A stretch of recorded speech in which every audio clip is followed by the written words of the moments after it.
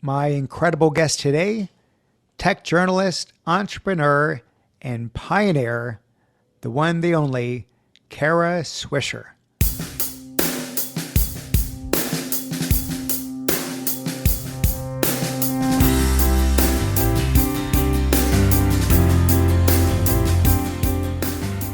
Welcome to The Art of Excellence.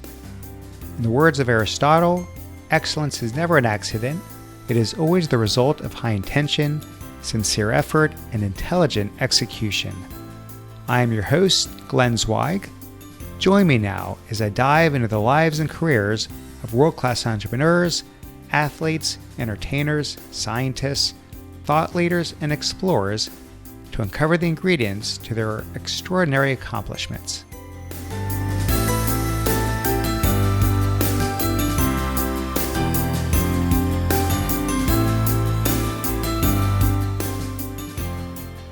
My guest today is Kara Swisher. Kara is the host of the podcast On with Kara Swisher and the co-host of the Pivot podcast with Scott Galloway. She was also the co-founder and editor-at-large of Recode, host of the Recode Decode podcast, and co-executive producer of the Code Conference. She was a former contributing opinion writer for the New York Times and host of the Sway podcast and has also worked for the Wall Street Journal and the Washington Post. Her latest book is titled Burn Book, A Tech Love Story. Well, Kara, welcome to the show. Thanks so much, Glenn. Well, guess what? Good news for you. What? I start this interview with a compliment. Okay. I think you are one of the top tech journalists of this generation. Oh, thank you. And I mean that sincerely. Thank you. For those that don't know, you have this sort of, for lack of a better word, this gumption, maybe bravado, this chutzpah. Chutzpah. No one seems to intimidate you. You're not afraid to speak your mind. You call it as you see it. And you're never trying to appeal to anyone's ego, no matter how big and powerful. Yeah. So where does that come from? Well, I don't know. The way I am. It's not that I'm not impressed with some people, because I certainly am, right? There's a lot of really impressive people here and doing impressive things. It's just that I don't think people, what sometimes happens to people when they have a level of success or money, especially money, they think money equates with competence. And I don't. I think there's a lot of ways to make money that doesn't mean you're that smart or interesting or wise. And so I tend to sort of look at people. I don't think anyone's better than anyone else because of money, for example, or say success. What I'm impressed with is this podcast is called The Art of Excellence, is excellence, right? If they make something excellent, I have a lot of respect. And it doesn't have to be, the world's biggest company or whatever, but if someone makes something shoddy and then makes money from it, I'm kind of like, you suck. Like, that sucks. Like, you may make a lot of money. Well, people like it. Well, people like Twinkies, and they're not particularly good, although Twinkies taste good on some occasions.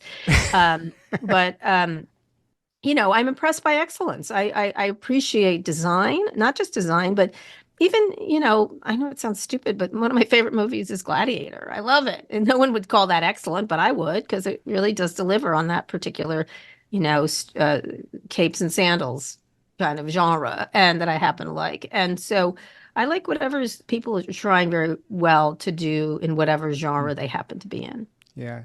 So do you ever get nervous? Does anyone ever intimidate you? Not yet. It doesn't mean it's not going to happen. I'm trying to think. People I really, really like, I suppose. I have this dream of interviewing Taylor Swift and Dolly Parton at the same time, and I only want to talk about business. I think I would be, well, maybe I wouldn't be, because I want to talk, they tend to talk about their personal lives or their boyfriends or their sweet Kentucky home. I'm not interested in that at all. I mean, fine, great. I love it, but I would love to talk to them about their business, because I think there's both incredibly, and I mean this as a compliment, vicious business people, like really good at what they do from a business perspective. And so I think I probably would be nervous if the people I really admire in that regard. But no, I guess not. I kind of admired Steve Jobs for that, and he didn't make me nervous. So I guess if you're not nervous at Steve Jobs, you're not nervous at anybody. Yeah, very true. We'll get to Steve Jobs in a little bit. There's a quote in the book that I really like, And it's not your quote, it's a quote you reference, French philosopher, I'm probably going to butcher this, is it Paul Virilio? Berlioz.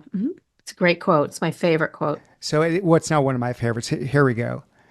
When you invent the ship, you also invent the shipwreck. When you invent the plane, you also invent the plane crash.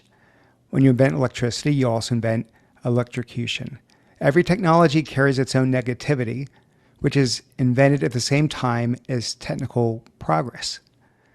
I love it. So apropos, given all this gender of AI madness going on, all the debate around its virtues, its potential harms.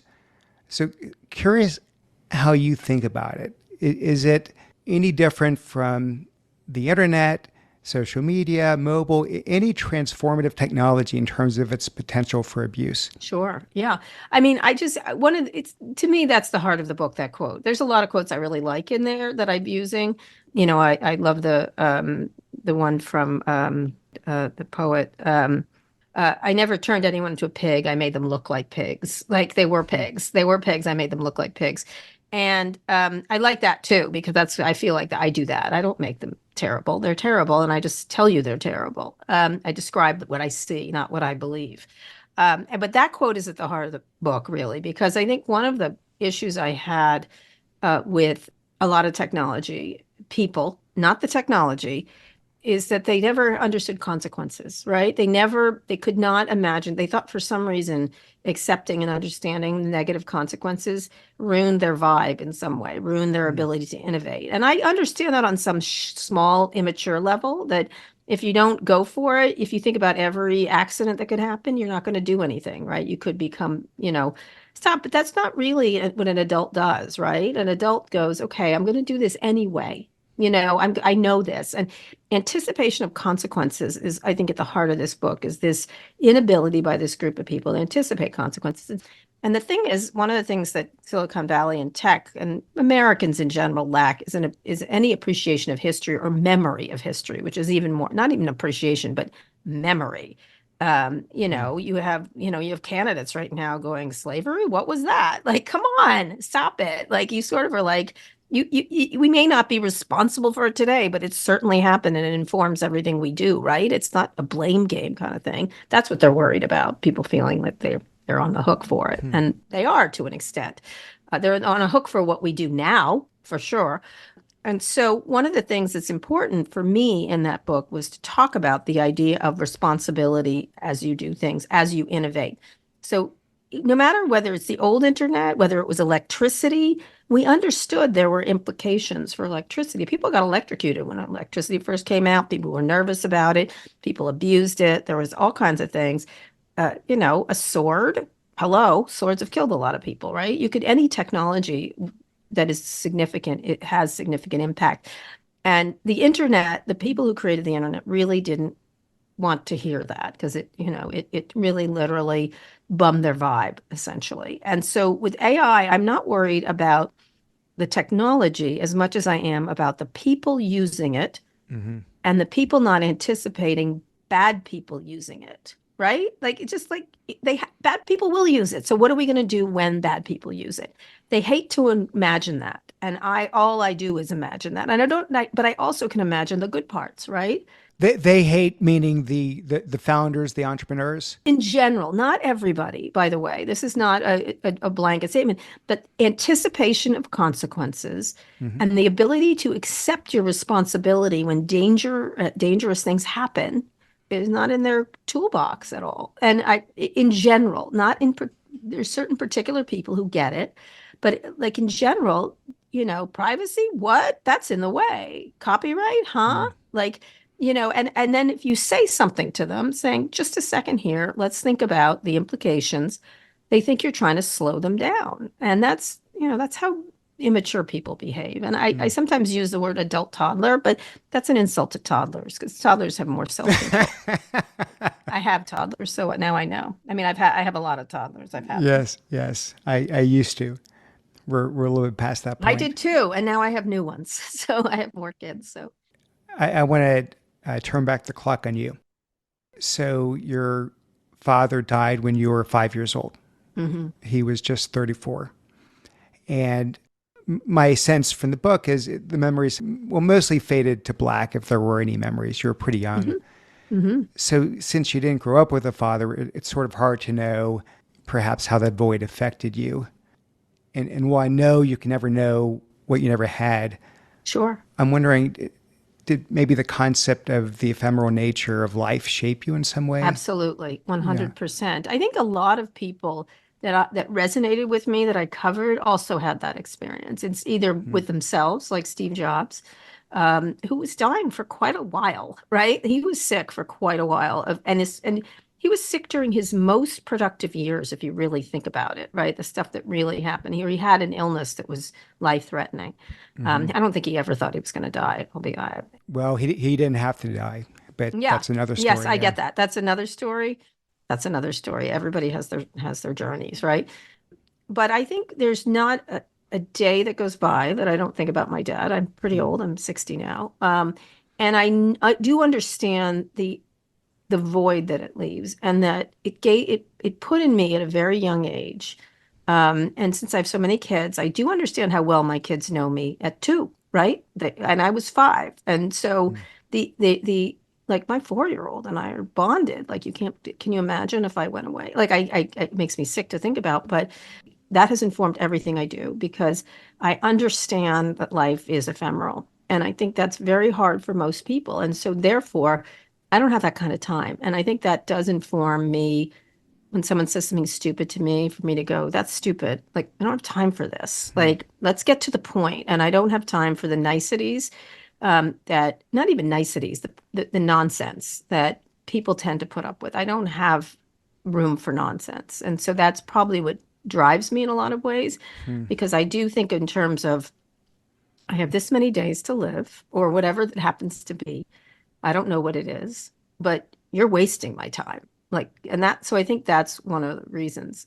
The void is rather significant when a parent dies. And actually, interestingly, a lot of uh, tech people have had, a lot of people have, but a lot of significant tech people have had bouts with that, whether it's Steve Jobs being adopted, or Larry Ellison's mother going away, or Elon's very troubled relationship with his father, and I would say his mother too, but she wouldn't, but I would.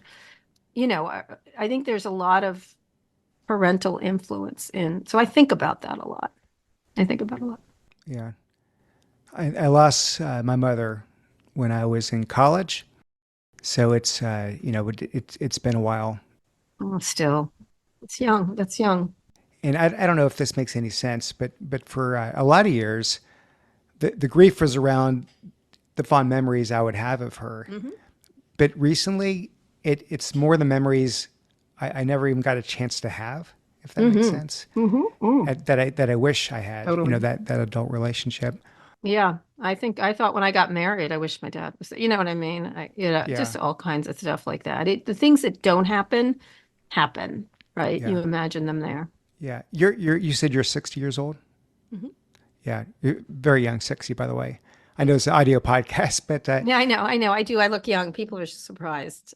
My family looks young right till the day they die, and then they keel over, looking great. So, we have great skin. I know this day and age, being gay is not a big deal. It's almost. Still a big deal, unfortunately. When did you come out of the closet? Oh, since I was 4, but I didn't really come out, right? You couldn't articulate it back then. I was aware Mhm. of it very early. Like I When was did like, oh, others know about it? Friends, family? I think I started in college. In college, I started, and then I came out, unfortunately, because I just had it with lying to people. Hmm. There's a real cost, and I saw a movie, the Vito Russo. I read the book and then saw the movie, The Celluloid Closet, and I remember it affecting me a great deal because I'm a student of media, of course, like a lot of journalists are. And the implications of all that entertainment on gay people, where the depictions of lesbians were sad and clingy and weird and creepy, and the depictions of gay men were either conniving or kind of fussy and Hmm. poofy and ridiculous friends. You know Yeah, what I mean? yeah, And I yeah. kept looking at all those depictions. I'm like, that's not me. That's not people I know. And what's the implications of this, right? What's the impact on regular people who may or may not know gay people? Because here we are hiding ourselves in plain sight. And so one of my issues was to I just got tired of it. And I told my mom, I came out, I think probably first to my mom. And then she's such a lunatic about this issue. It was not very nice, that I had to come out to everyone at the same time. I must have been 20. Hmm. And or it could have been before that. It was sometime. Different people knew about it earlier, but not much earlier. And so I just had it, and the minute she knew, she had to tell everybody, and then I had to tell my grandmother, who was wonderful about it, my brothers and my friends and everything else. So it was sort of a very, I would say, violent coming out, because it was not, it was fast and furious essentially. And then after that, and AIDS was happening Hmm. across the country. And I think I was like, this is fucking ridiculous that I have to hide myself. I Hmm. wanted very much to be in the military, and I couldn't because of Don't Ask, Don't Tell. My dad was in the military, and I had hoped to do some military. Because of your dad? Yeah, I'm weirdly patriotic. Lesbians are weirdly patriotic. I I didn't don't know know. that. I just was like, you know what? I'd be a fucking great admiral. I would have been a great admiral. I would have been good in the CIA. And a lot of things were at the time not were limited. Like you Hmm. couldn't because of Don't Ask, Don't Tell. Which was thank you, Bill Clinton. I always say thanks, Bill. Everyone's like Bill Clinton. I'm like, no, sorry. He had plenty of shitty things he did. Besides Yeah. the rest of it, besides I love Monica Lewinsky. I know her quite well now, and I think I like Hillary Clinton quite a bit too. But he's not. I'm not a fan of Bill Clinton. It just was like it was ridiculous. It was another waste of friggin' time of my time that I had to go through this to make other people comfortable with something that was innate in me. But it just was stupid. It was stupid. And then when it became very stupid to me because of all those reasons, I was like, this is dumb. I'm going to tell everybody. Yeah. So 20, you're in college. So this is around that time, and I was reading that you studied, at least as your minor, the Holocaust in Yeah. college. Yeah. I focused on it. Yeah, and what I read was the study around propaganda, or at least in part, in how groups like the Nazis would use media to twist the facts, Right. radicalize the populace, demonize populations, etc. Mhm. Sort of scary how history repeats itself, which is another Right. story. Right. Why did you study that? I've always been interested in liars. I know it sounds dumb, but I've always been interested in how people use propaganda. It wasn't just, well, Nazism was sort of the apogee of that, right? They Mm-hmm. really, if you really study it, besides being heinous, it's fascinating how they did it, right? It's a real set of tools. And it's not a new fresh thing. I had been interested in communist systems in general and their use of this. By the way, US has plenty of propaganda, whether it's, be for the war, whatever, everybody does it. Everyone has a version of it. And I really found like China was used these different people use different things, whether they were walls, they had these walls in China that had information on them, like how information got to people and how it influenced to them. And in the United States, I was particularly interested in Joe McCarthy. I got really obsessed with how he did that for the short time he did. I was interested in the Salem witch trials. I was interested in that that was propaganda, right? Mm-hmm. About women and about certain malcontents in society and ridding them. And so that always interested me, like, and the uses of, and how when technologies got out, like the Gutenberg Bible and printing, really, how things changed rather dramatically or radio, and how it could, like, radio was a perfect example of getting abused and used well, right? Hitler used radio in a very effective manner. And more than that, movie depictions, all kinds of depictions. And so I just whenever there was a course, I took all these courses about communications, and how these windows we see about ourselves. There's one class I took at Georgia. My area was called comparative and regional studies. I don't quite know what that means today, even to this day. But I really thought, like, how do we see things? You can compare societies, but they all have at their heart propaganda, right? Of whatever happens to be Mm. the propaganda we're going to do, and how history, not how history is told by the victors, but how history is told and what comes down to us, later. Henry Ford's a good example. Another one, the anti-Semitic stuff was in plain sight. But of course, later, it wasn't until later that people began to discuss it widely. Or Charles Lindbergh, another terrible anti-Semite and possibly a disturbing figure, despite all his accomplishments. And so I just was always interested in that, and how it was used to change populations. And obviously, Nazi Germany was the most.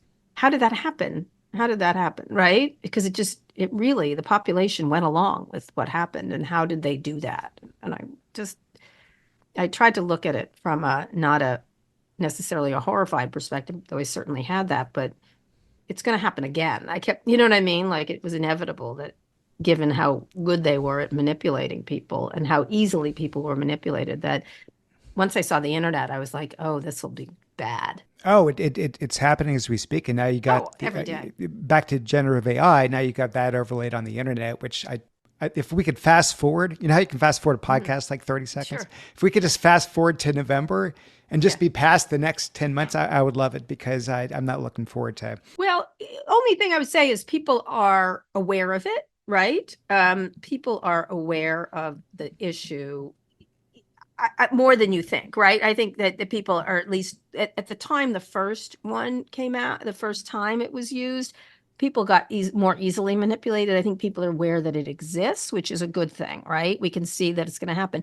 I think what's happened is, look, I always say this, but Hitler didn't need Instagram. He didn't. He did it just fine with tools of the time, right? Yeah. So, but this is a more sophisticated, because it really can target individual people and radicalize them much quicker. And with generative AI, even quicker. And then what it takes is we end up in a post-fact society, right? That it's hard to know the facts. Everything's an opinion, or it's, well, here's a different take. And just by declaring them, it gains credence. You look at anything coming out of Tucker Carlson's mouth about Russia, you're sort of like, and no, but people believe it, right? Yeah, yeah. I wrote a column, and I'm not going to tell you the date I wrote it, but let me read you. I was quite concerned with the way Trump used Twitter, right, at the time. This is pre-Elon Musk. And I wrote, it so happens that in recent weeks, including at a fancy pants Washington dinner party this past weekend, I've been testing my companions with a hypothetical scenario. My premise has been to ask what Twitter management should do if Mr. Trump loses the 2020 election and tweets inaccurately the next day that there had been widespread fraud, and moreover, that people should rise up in armed insurrection to keep him in office. Most people I've posed this question to have the same response: throw Mr. Trump off Twitter for inciting violence. A few have said he should only be temporarily suspended to quell any unrest. Very few said he should be allowed to continue to use the service without repercussions if he was no longer the president. One high-level government official asked me what I would do. My answer: I would have never let it get this bad to begin with. I wrote this in 2019. Oh, wow. I know, right? October of 2019. And when I wrote this, it was a hypothetical. Were you thinking it was a complete hypothetical? Something made you write that. Because I studied propaganda. I was like, look what he's going to do. This is what I think he's going to do. This would be the move, right? This is the move. And he had already dabbled in election fraud. He was busy insulting immigrants and people with disabilities, but or COVID or China, whatever. He has a whole panoply of people he insults. But I was like, election fraud is exactly where you go. Right? That's where you go. It just was me I should have been a CIA analyst. I was like, that's what I'd do if I were a terrible person. And so when I wrote that, Twitter management called me and said I was irresponsible for suggesting such a thing could happen. And I was like, I think I'm telling you what's going to happen. And it's not a good guess. It was a good analysis, right, of how you use these tools and what would be most effective.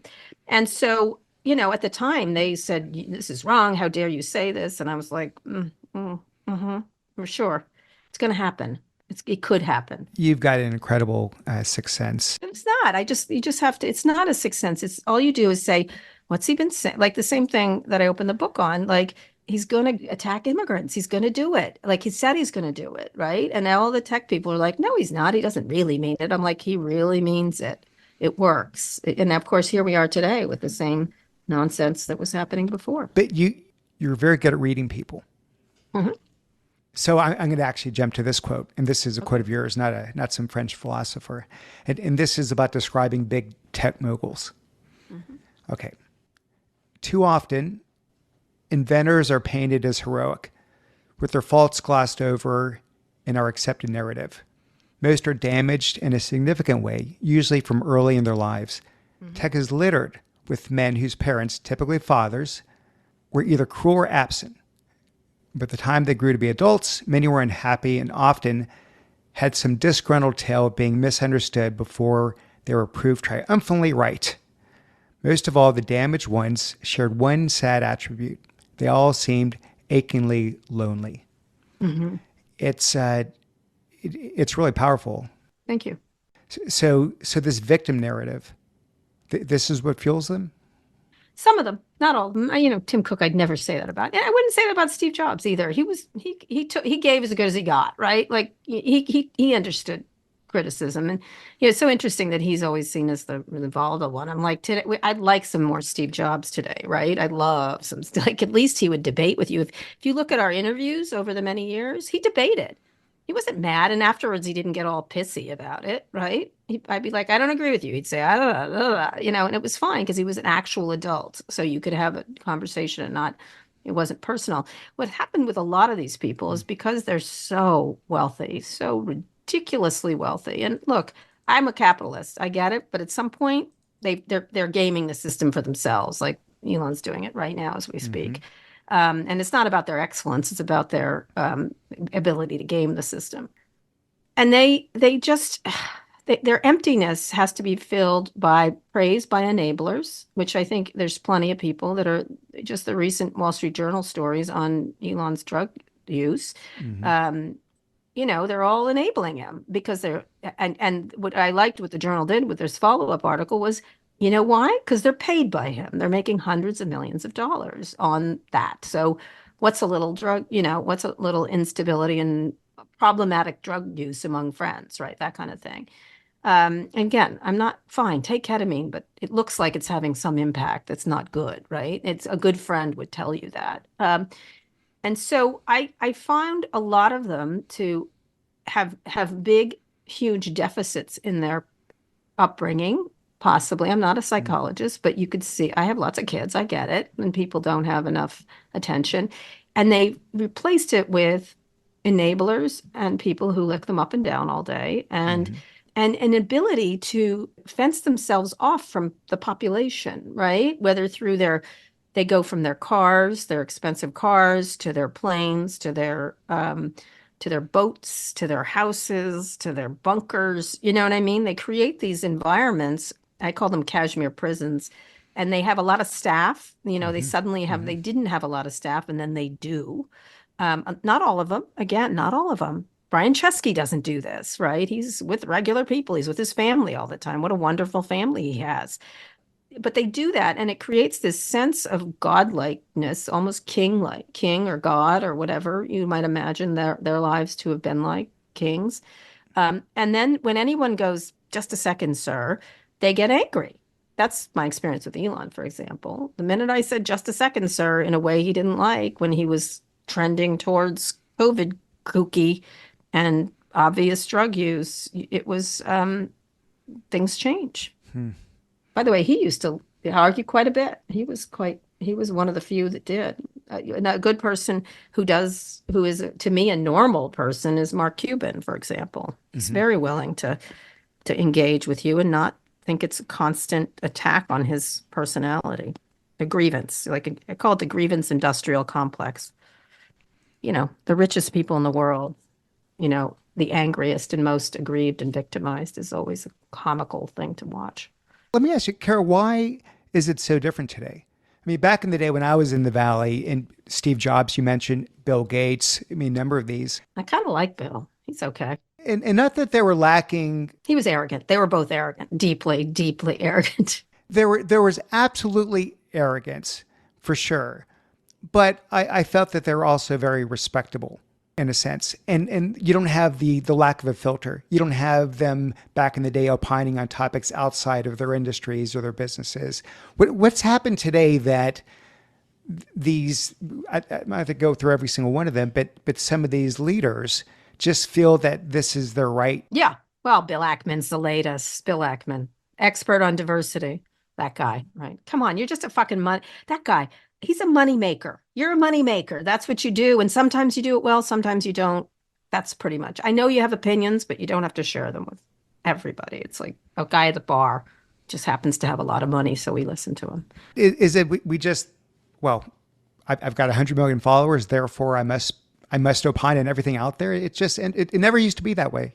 I find it strange. I find it, I think it reached some of it's very toxic, like when Elon did that thing on Paul Pelosi, pretending it was some gay love triangle, which was sickening. His anti-trans stuff is grotesque, especially since he has a child who's trans. Um, the recent one was on a cesarean, heads of children, when you have a cesarean birth versus a vaginal birth. I literally was like, I had a cesarean, shut up. Speaking for all the women who've had cesareans, sit down. What's like, and why are you even talking about it? Right. Why? I was literally like, he was trying to say that they have bigger heads and therefore are smarter. I think I had no idea, but I was literally like, sit the fuck down. The ladies with cesareans would like you to sit the fuck down, and I'm their leader. Yeah, I don't know. I feel like society has somehow put these people on a pedestal. Can I just say, Bill Gates has done the work, or Bill Gates has had his problem with the Epstein thing, let's be clear, like bad judgment there. But Bill Gates has done the work on learning. He goes places, he learns from people, he listens to doctors. I wouldn't mind listening to him talk about climate change. He's actually educated. He's a very intelligent person. He's talked to the world's experts. He respects expertise. And now he's articulating what he's learned. I'm down for that. I'm down for that. I'm down for that. Like, it's good. He does it. He and Melinda Gates have done that around the thing. Now, they're not always right, but they certainly are doing the work, right? Or Mark Cuban right now in DEI, he's talking about his experience with it, and quite intelligently, right? He's like, here's what I've learned. It's not for everybody. Let me tell you my experience. Let me tell you some experts I talked to. That's welcome and it's fine. But it's because it's his experience, like, right? Otherwise, the rest of them, I don't want to hear what some of these venture capitalists think about Ukraine. I just don't. I don't. I really don't. And I don't know why they think they have all the answers. And they're often wrong, and they're never in doubt, but they're often wrong. All right, back to you. Sure. Okay, so you get out of school. It seems like day one, you're a journalist. Like you just sort of knew your calling. I was at school, yeah.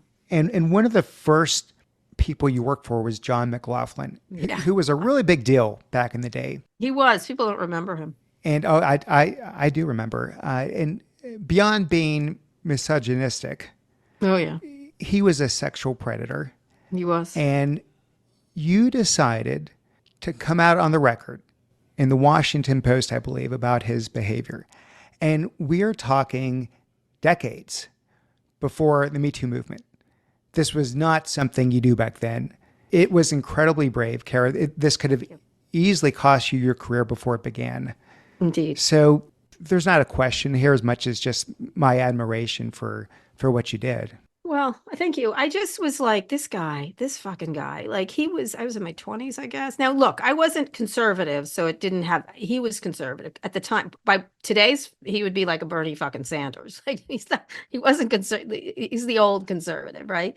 And he was just a terrible person. And there were a lot of men like this who had a lot of power and abused it. This is not a new, fresh thing in society, right? Mm-hmm. And at the time, this was pre-Clarence Thomas, which I think was a big moment for our country in that regard. This was pre that. And so people just hushed, shush, like, let's pay you off, or not pay you off, or just have you leave, women. And this woman that he sexually bothered, sort of grabby. He was sort of your classic sexual predator, very like handsy kind of thing. Mm-hmm. And if you had to classify them, classic sexual predator. The effect on her was so severe. Like, couldn't she just slough it off? Well, why does she have to have someone touch her in a workplace? It was just ridiculous. And when he did that and then got away with it by paying the next person off, because we testified for another woman, because these people are serial in their behavior if they don't get stopped in some way. And even after they get stopped, they keep going, many of them. And so I just was like, this fucking sucks. I'm not going to put up with this shit. And when the reporter came to me, he said I could use my name off the record. And I was like, why? because everyone was scared of this guy, right? Because he was very powerful in the Reagan administration. He was a big influencer. But no one was going on the record for any of these predators. It wasn't just this one, right? Yeah, it was me and another guy who worked there who was a Hmm. wonderful man.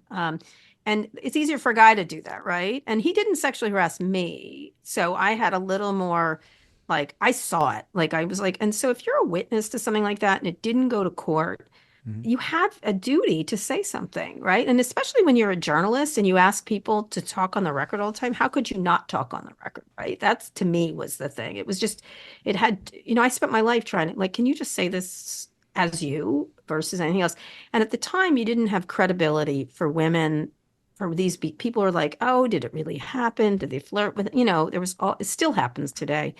And I just was like, fuck this guy. I'm going to say what I saw and I don't care. Yeah, what's he going to do to me? It's what happened. It's exactly what happened. And I do think it gave credibility to that story. I do. I think me and there were two or three other people that talked on the record. Maybe just two of us. I think maybe just two of us in that particular article. But it was like, oh, that you could ask this person and people could believe me or not, but I put my name next to it. So it must matter enough to me to do it. So. Hmm. Well, I love it that you did it. And it didn't stop. You didn't even slow you down. And you became a very prominent journalist. Yeah, And you're it working helped for actually. it actually helped. It was a In a tailwind. way. So, but it was interesting. I always I'm intrigued by people's career pivots, Hmm. and I think this was one of yours because you found your calling. You're doing really Yeah. well. You're working for one of the prestigious newspapers, Hmm. and you sort of were growing a little bit restless. Very much so. So here's another quote of yours. I felt trapped in a prison of expectations in a medium I barely believed in. Weekly ruminations by me seemed quaint. I wanted a daily soapbox to expectorate in small bursts and without the onerous exhaustion of numerous editors weighing in with often pointless changes. Yeah. So how did you really feel? It was called, and it's a terrible way to say it, but it was called drive-by editing at the Washington Post, which I Hmm. hate because, of course, drive-by shootings are terrible. But that's what they called it. That's the word they used. But there was always someone, it was interesting because there were a lot of great editors, but everyone had a different take. And, you know, they were all sure you could do that, you could do that. And I just was tired of, I just wasn't good at, I was like, can you leave me alone? Like, I think I'm good by myself. And they always wanted me not to say what I thought. Like, and Hmm. I had that to be sure thing drove me crazy. I don't know why those three words drove me so nuts. I think that if I had to attribute the creation of all things D, it was the to be sure sentence, which is to be sure, some people think Webvan is going to be huge. I was like, to be sure, they're idiots. And I wanted to say that, right? Like, and of course, grocery delivery was going to happen, but not with this particular shitty company. And it still was a great idea, right? I wasn't against the idea. I was against this ridiculous funding and everything else, and these particular people, and the way they did it. And so I just was like, I can't. I just can't. It was the same thing that with McCormack. I just can't sit there and be like, yes, yes, yes, sir. That's the way we should do it. The traditional medium didn't Mhm. allow you to be you. Yes, and I was like those entrepreneurs, by the way, and that's the good part of those entrepreneurs. They're instead of saying they're like, why do we do it this way? Like that's what I think a really great entrepreneur does. Like goes, what, what, what's the? It might be a good way to do it, by the way. I think bad entrepreneurs go, we just have to blow it up for the sake of blowing it up. I think good entrepreneurs, and I think I am pretty good one in media, Hmm. say, why do we write headlines when AI can do it? I had just had an argument with someone about this. I was like, let AI write headlines for fuck's sake. Like it works better. Aren't you against AI? I'm like, not when it works better. I'm not against, faucets and clean water either. Like it's better, like kind of thing. And so, Hmm. so I tend to, that's what it was. And then one of the things I also hate is people that bellyache in journalism about their jobs and the people and the bosses. They sit around and bellyache. You know that you've been in, maybe you haven't been in a newsroom, but there's a lot of bellyaching happening. Yeah. And instead of like complaining, I was like, you know what? I'll just do my thing. And I don't want to live a life where I just complain about them. I want to just like, let's just remove myself from this paradigm because I'm not happy in it. rather than blame people, it's nobody's fault if I'm somewhere unhappy. It's like that in marriage or your relationships or anything else.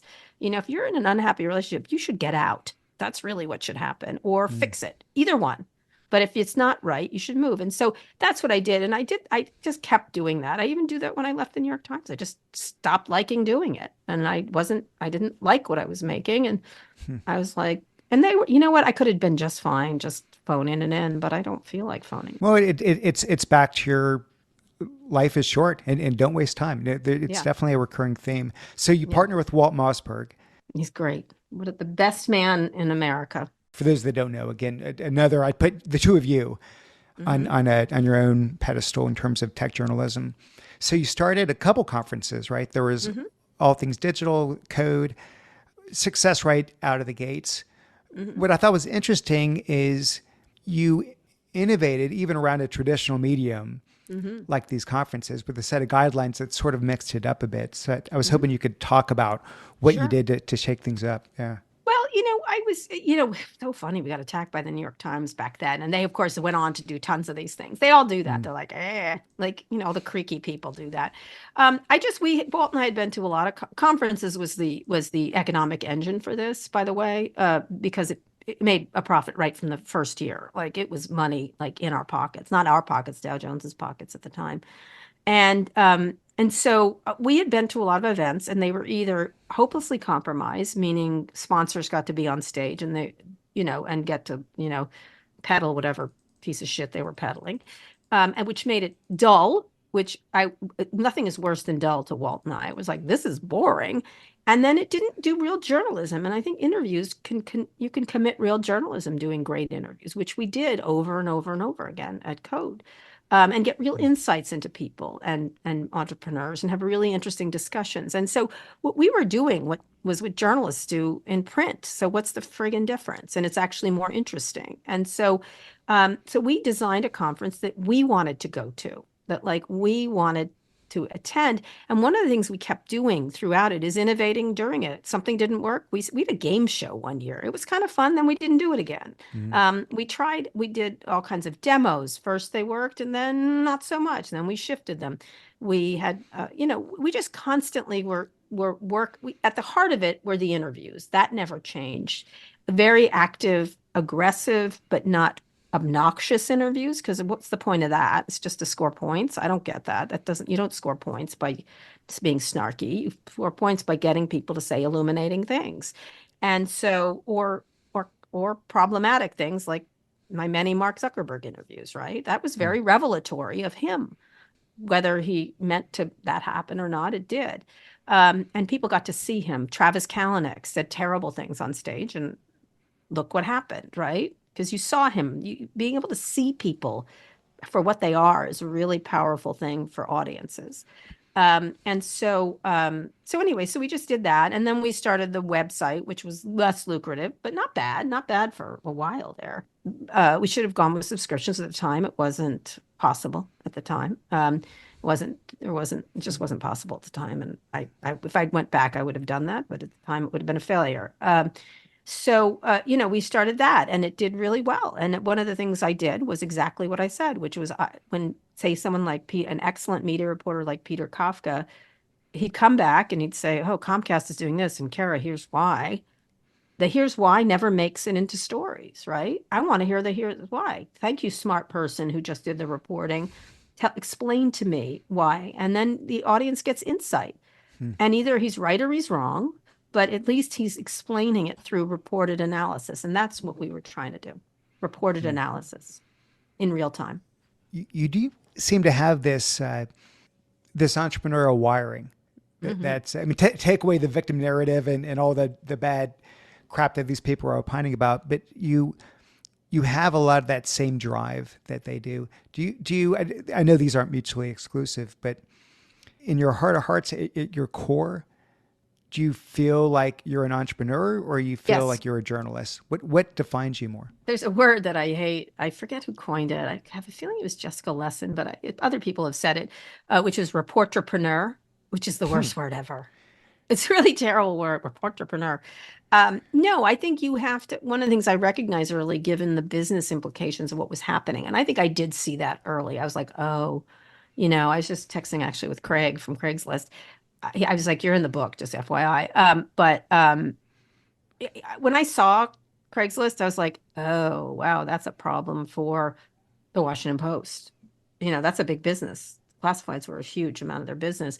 And when you saw that, you were like, well, that's not going to end well for the Washington Post. And I had just come off covering retail for them. And with Walmart didn't advertise, and all the local retailers that did died.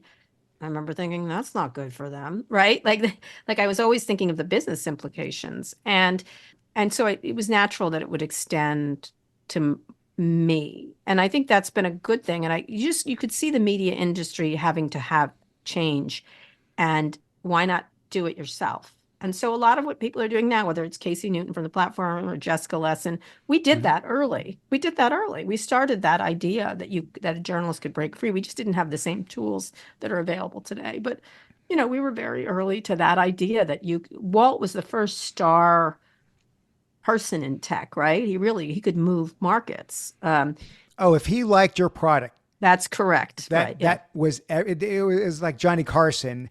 A Yeah. comedian comes on. If he has you sit on that couch, your career is then made. I felt like it was a similar thing.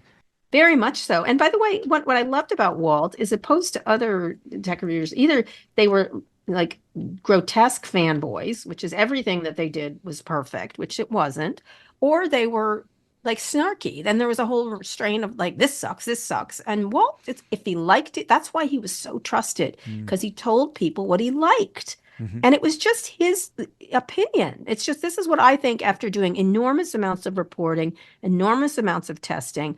This is what I think. And then Mm-hmm. people liked his taste, right? It's like a great movie critic or something else. You don't have to agree with him, but this is his take. And I think that's something in this book, was doing. I think I'm also, of course, because I anticipate everything, what's going to be the criticism. And I was like, oh, they'll not like my take. And I was like, I don't give a fuck. It's my take. Like, you don't like what I think of Jeff Bezos? You have your own thoughts. Go for it. But I spent a lot of time with this guy early in his career, and I'm Yeah. telling you what happened to him. Same thing with Elon. You don't have to agree with me, all you little stands that want to like suck up to him. I spent a lot of time with him. I was quite close to him. I talked to him all the time, and then something weird happened. I'm going to have my opinion. And so I think Walt was so powerful because of that entrepreneurial and authoritative based on quality nature. Again, excellence. He's excellent, is what he is. Yeah. Well, you go through and you talk about all of these. I hate the word titan, but these big They are tech moguls, right? And let's start with Steve Jobs. And we touched on him earlier.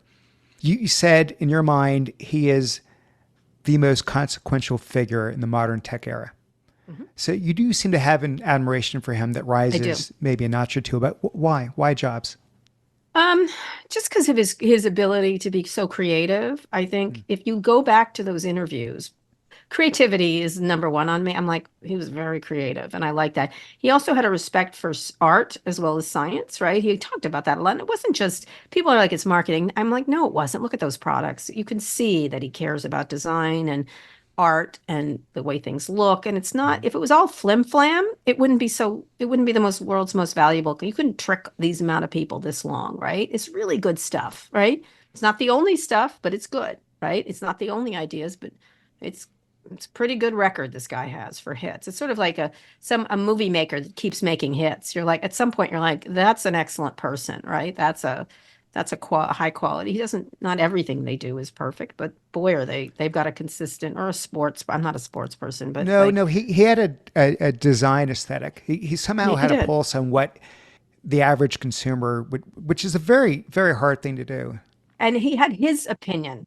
Like when he took the hard drive, the flash drive, like he's like, I just want to take it out because I want to. Like, it was his take. Like, good for him. Like, I appreciated that.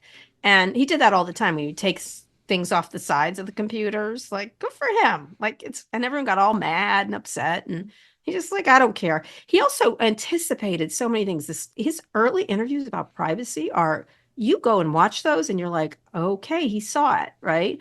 Or he created the word podcasting, like he did iPod broadcasting. If you look at that interview, that was that was a long time ago he talked about that happening, right? He had a very canny, and I don't think he predicted it. I just think he was a thoughtful person who could see around corners. And that's why I liked him. Look, he had all kinds of personal issues. And honestly, though, today he looks like they don't look so bad It in pales in comparison. comparison. It does. Like, so he misparked his car and was mean to one of his kids. Okay. And he wasn't that mean. He gave her a ton of money. So it wasn't that. I didn't give Tim Cook one iota of a chance to do anything. And by the way, he's been a brilliant CEO. He has. Because the very nature of what you just said about Jobs, I'm like, no one will ever replicate that. And that's everything behind the magic of Apple. And next thing you know, you bring an operator. This was the guy that makes the trains run on time. He's beyond that, though. He's actually, I think, maybe Oh, not. it's been an amazing run. It's been so impressive to watch. It's like Satya Nadella. Like, look, Gates was a great entrepreneur too, in a lot of ways. Not everything In he a made different was way. excellent. Different way in terms of bringing software to in every pot. Right, that was something he really did, like a chicken in every pot kind of thing. Satya Nadella, what a tremendous manager, what a tremendous CEO. Same thing, very similar. I put them together, and also, FYI, lovely people. Each of them, I have so much respect for Satya. Such an interesting person. He's got a real, he's got a lot of challenges. He's got kids that have special needs. Um, just really, I knew him when he was in a very much smaller position at Microsoft, and I always admired him and his thoughtfulness. Same thing with Tim. Very thoughtful, a good man. I would, this is in my estimation. Has done things. I don't agree with a lot of the China stuff necessarily, but he talks about it at least, right? He does have his reasons, and I think he probably innately knows there were compromises he's made there. Both really great CEOs. And Jobs too. Like I tried to focus on some people I really liked and understood their faults for sure. Yeah. Well, let's talk about Zuckerberg. Mhm. You said the most carelessly dangerous man in history, or certainly one of them in technology. So you're very intentional with your words. So I am. help unpack that. Carelessly dangerous because of all that privacy, the data. I think he is a lovely person. Let me just say, I think he's a very good parent. He looks like from afar. I've enjoyed talking to him. I think he's very earnest. I think he's also very much like his hero, August Caesar, done enormous damage, right? And without a lot of education. And I would point to the interview, not the one where he which got sweated, which was a very famous interview I did with him. And I get why that was famous. I get it. It was a real good interview, right? And it really did reveal a lot about him as a person. The one I did about Holocaust deniers, to me, was the great moment. And it was in 2018, 19, something like that. And I had some very big issues with Alex Jones and the damage. And I, as a parent, and he had not been a parent yet, I believe, I was like, this is heinous what you're letting him do. And he keeps breaking the rules you set. Like, okay, if you're going to set rules and you're not going to enforce them, then something's wrong, not with him, but with you, right? That to me. And, you can easily point, Alex Jones breaks rules. It's like, yeah, but you let him break rules. I focus on the people who let people break rules. And so, he can't have rules if you're not going to enforce them. And so we started the conversation talking about him. And because he was so ill informed about what free speech was, and that to me, he'd been taught it like it was like free speech for dummies or something. He didn't have any kind of wisdom.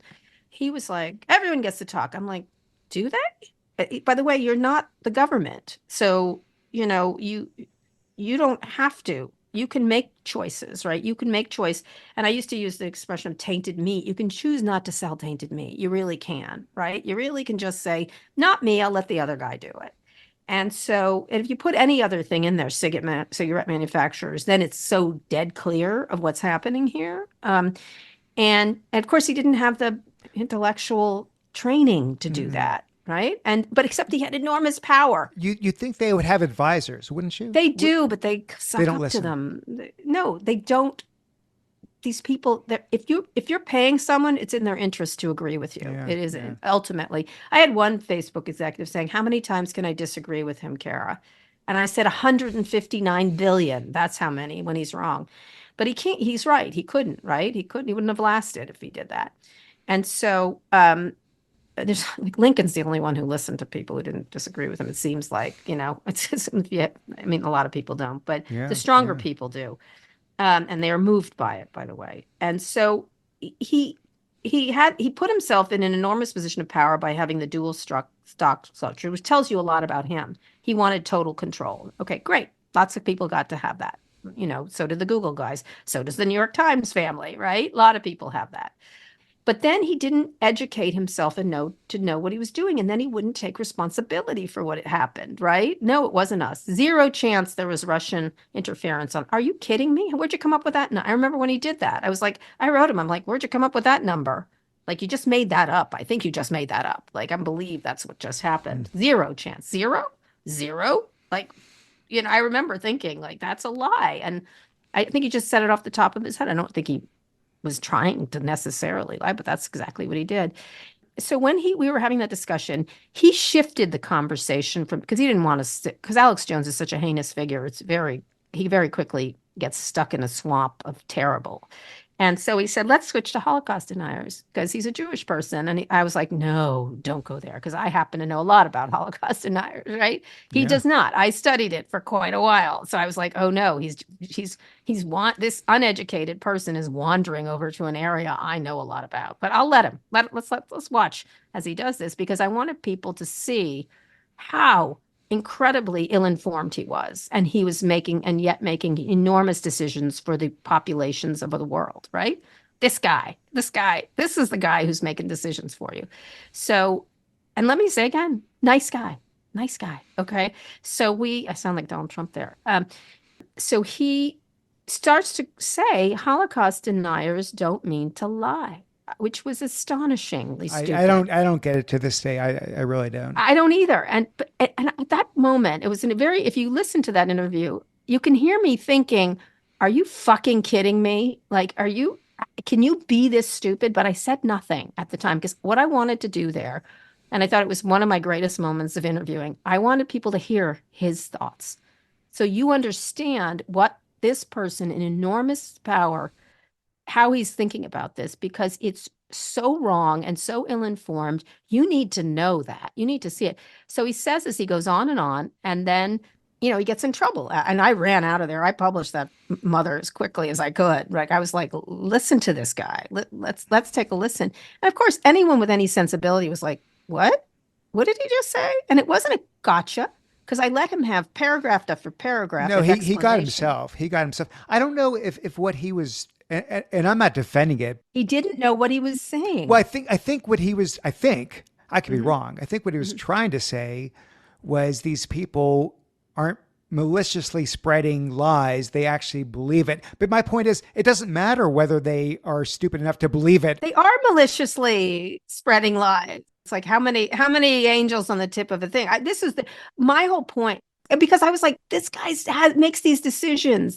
He could make a decision that helps society, but he won't do it because he's married to this ridiculous notion of what free speech is, right? That's what it is.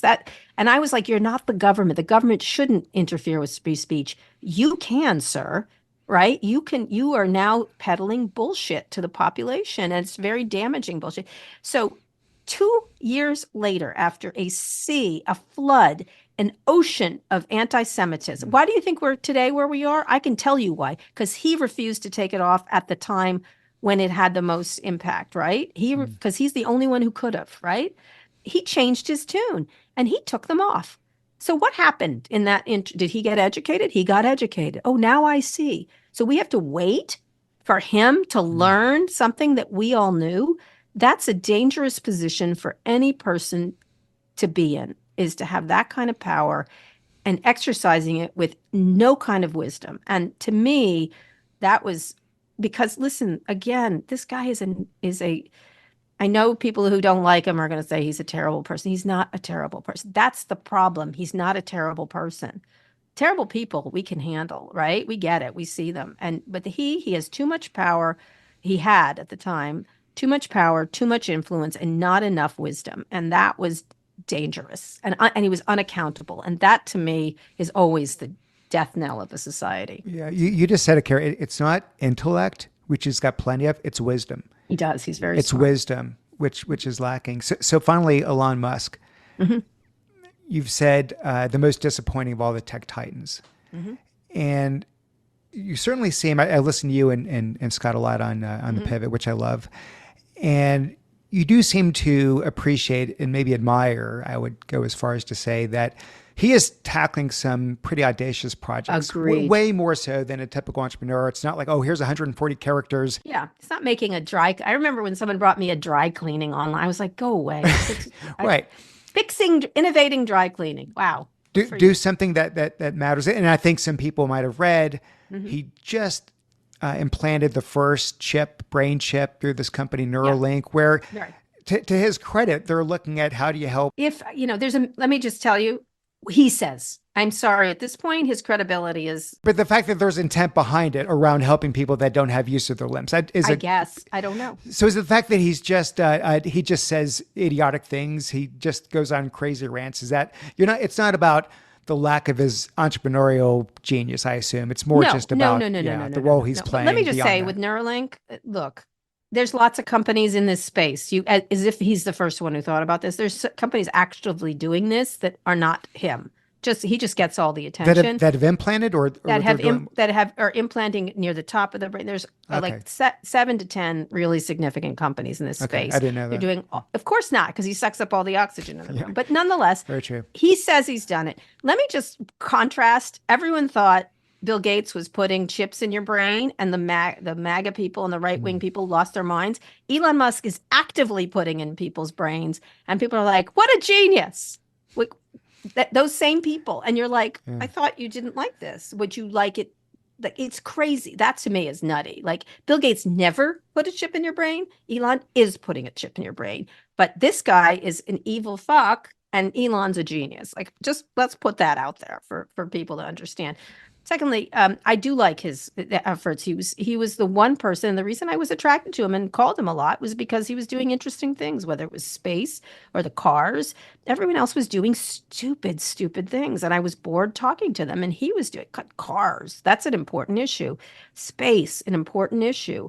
The solar stuff, even if some of it was, even the digging thing, some of it felt a little flim-flammy, but, okay, interesting idea, right?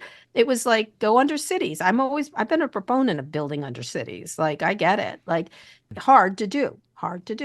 And so he was always doing that stuff. And that was I call him Space Karen now, but I like Space Elon. I like space.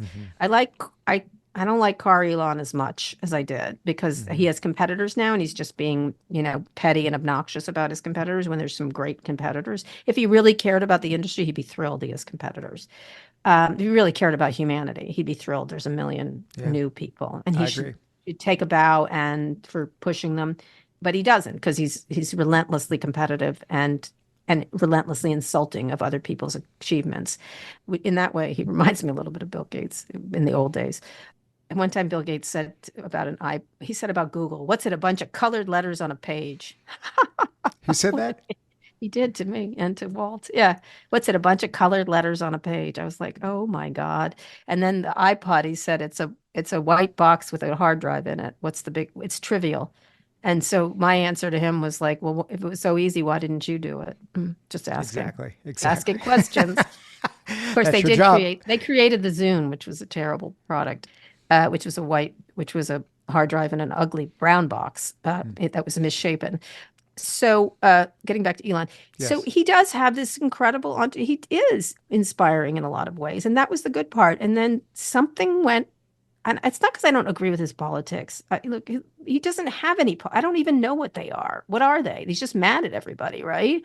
Whether it's immigrants this week or trans people or gay people or women, or he's just like, he's perpetually aggrieved. And it's a sad frittering away of real brilliance, right? And everyone's like, no, he's free. He's freed his mind. I was like, this isn't a movie. This is a man with enormous influence who is saying very dangerous and disturbing. And, Mark Cuban disagrees with him and makes a cogent argument, and he calls him a moron. Is that really debate? You're a moron. Yeah. Makes some boob joke and moves on. Like, let me ask you something. And by the way, I'm with you 100%. I'm not defending the guy. I don't know if you saw him in SNL. I did. I thought he was lovely.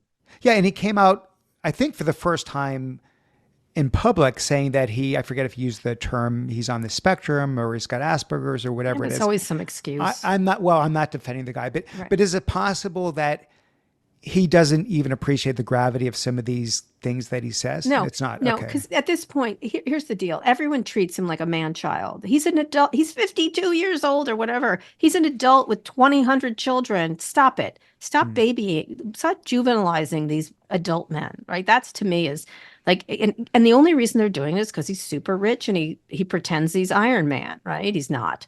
yeah. He's like he's cosplaying for a lot of men. Same thing with Trump. It's not a new, he's cosplaying, but at least Elon has some excellence. Trump is just one shitty business after the next of cheating and this and that, Yeah. So, Yeah.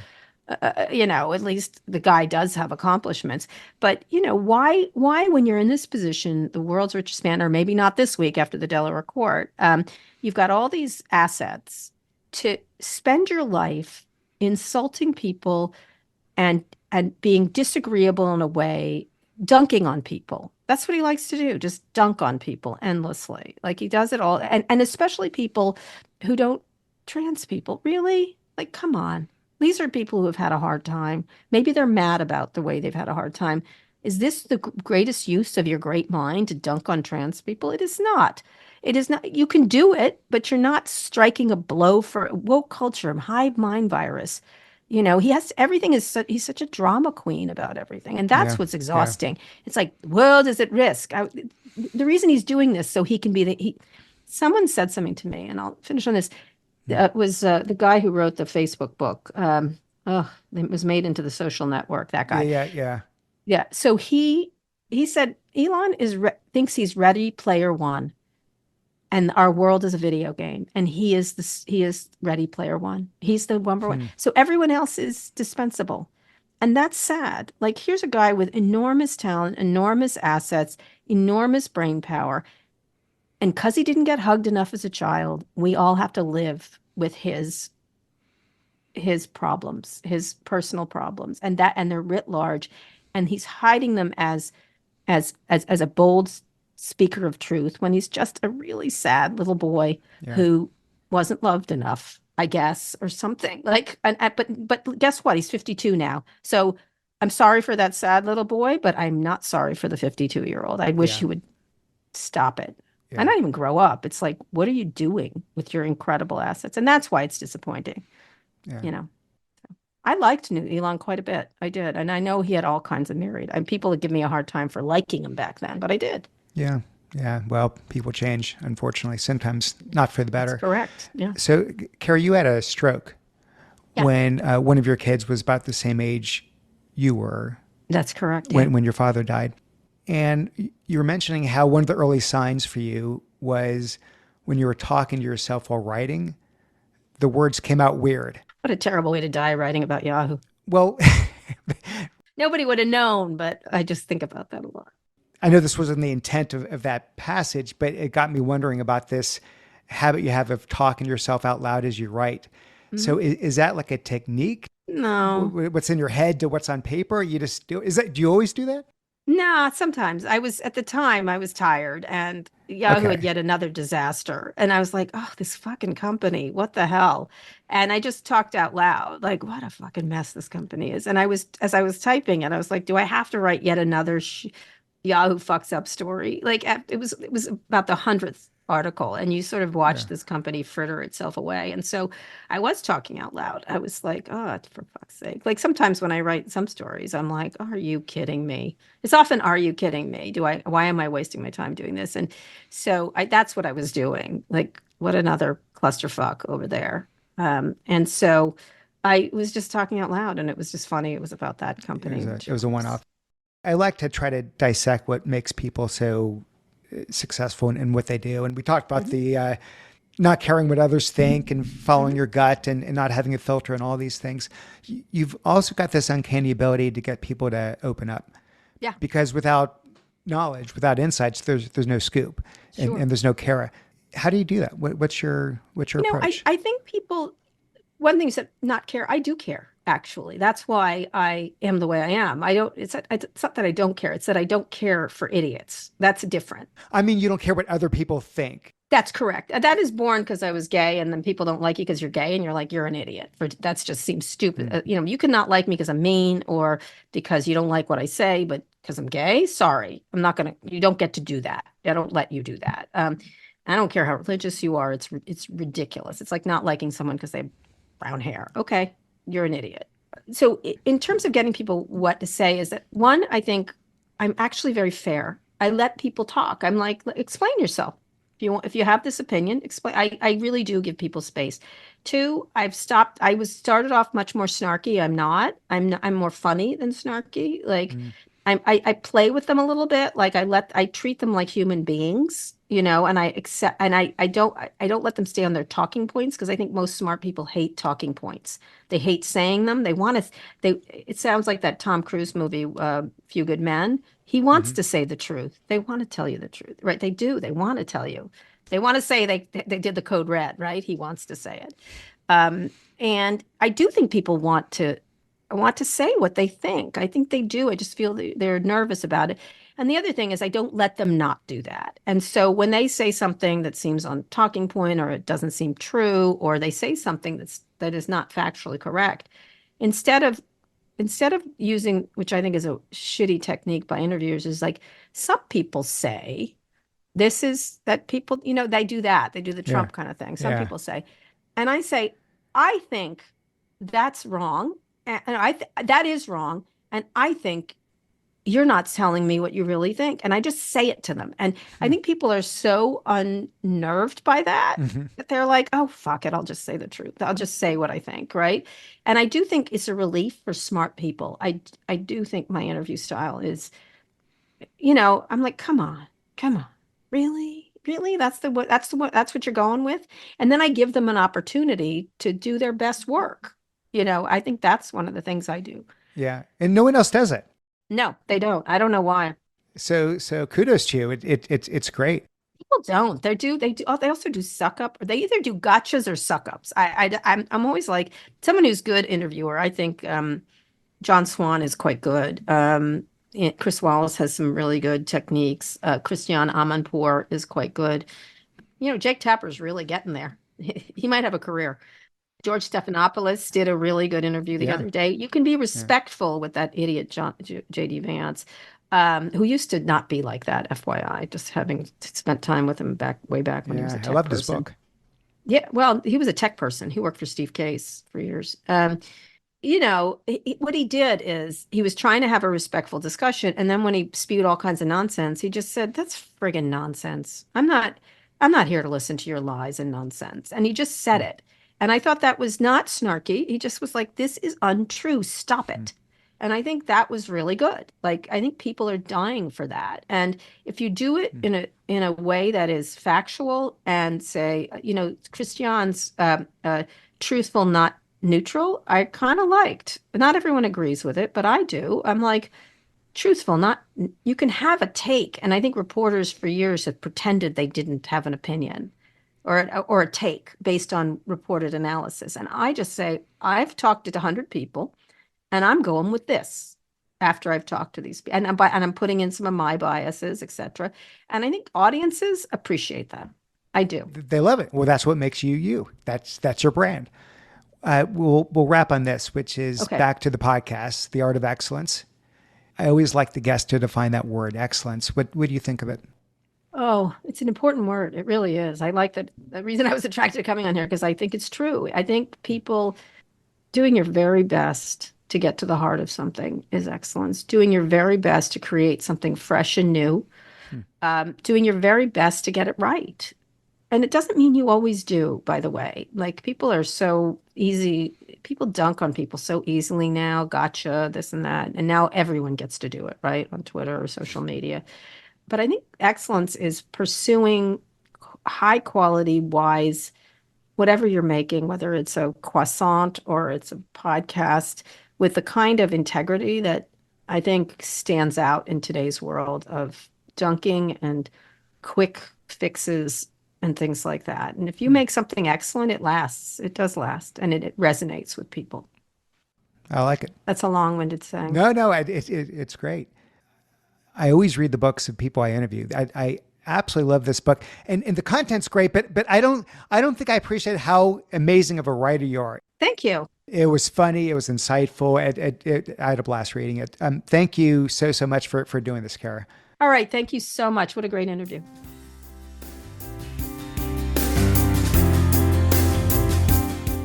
Thanks for listening. If you enjoyed the episode, here's my ask of you. First, if you haven't already, please subscribe to the show. You can find it on iTunes, Spotify, or your favorite podcast app. Second, tell a friend. Better yet, share it with all your friends and contacts on LinkedIn, Facebook, Instagram, TikTok. Honestly, wherever you hang out online is fine with me. Please leave me a review if you could on iTunes or Spotify or both. The reviews really do help. And finally, try to find one takeaway from this episode that you can apply to your own life. Commit to trying something, anything. As the saying goes, no harm in trying. I leave you with this one question. How do you define the word excellence?